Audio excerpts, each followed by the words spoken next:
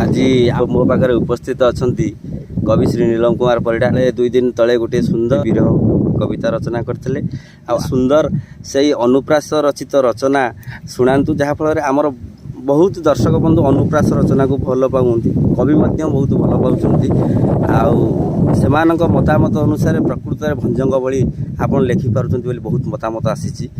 तेणुक आज आपण आउटी गोटे कविता आमको शुणातु से आम दर्शक बंधु आपको अपेक्षा कर पुनर्बार गोटे विरह गीत शुणापी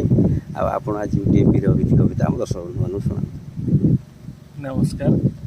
मो श्री नीलम कुमार परिडा अनेक रचना अच्छी अनुप्रास जनित रचना को तुलन आम किए से बड़ कथा नुहे लेखा जारी रही चेष्टा चलती आदृत हो अनुप्रास अनेक रचना अच्छी जदि आपण मैंने कहते ताले गोटे अनुप्रास रचना शुणाऊे आजिर कवितार शीर्षक अभागिनीर विरह गीति अभागिनी विरह क अनुप्रास रचना अभागिनी विरह गीति राग चोखी चोखी राग यहाँ रचना करते क अनुप्रास रचना आसतु शुणा। कहबु गो साथी जाई किस दोष कली मुहि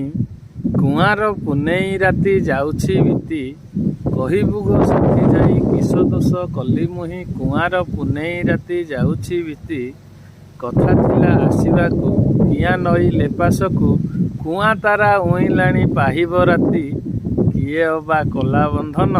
कंठ देई गले काहीं पराण धन कंठ देई गले काहीं पराण वाह वाह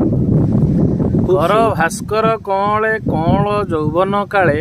कर भास्कर कौले कौल यौवन काले कई फूल तोड़ुथिली साथींक मेले कणई नयन ढाली काम बाने देले जाली कणई नयन ढाली काम बाणे देले जाली कई कई प्रीति फुटे नलिनी जले कि कहिबी तहु मिलन कंठ देई गले काहीं पराण धन कि कहिबी तहु मिलन केउ युवती बा फंदी काम पासे देला छंदी कि करिबी पाउ नाही कथार संधि कर्म मोर एते मंद काने काने व्यापे गंध कामनारे होई अंध थिली मु बंदी कलंकित हेला जीवन कंठ देई गले काहीं पराण धन कलंकित हेला जीवन कांत हेबे आशा नेई कलंकिनी पद पाई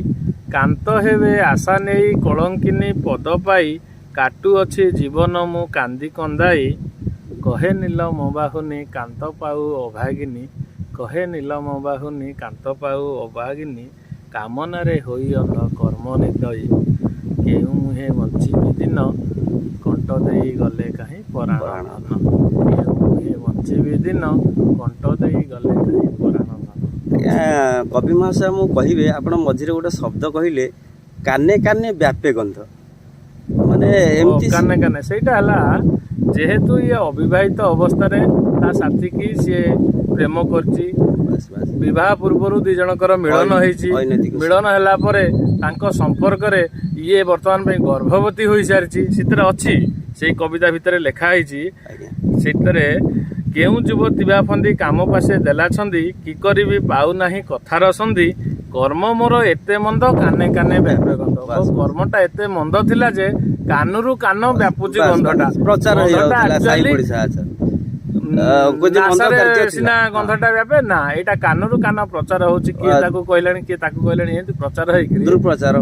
कलंकित जीवन होइगला मु कलंकिनी होइगली सेति पई से तार साथी की कहूची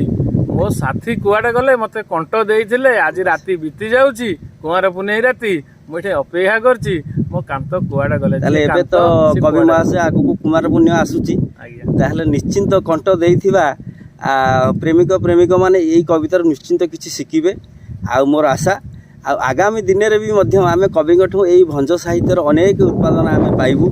आमर ओडिशा रे जो कवि माने अछंती तांका पाखरे पहुंचा दायित्व हला मोर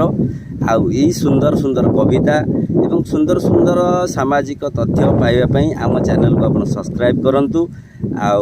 लाइक करंतु शेयर करंतु रहिलु नमस्कार कविताटी केमिति लागिला मतामत देई जणैबे जय जगन्नाथ।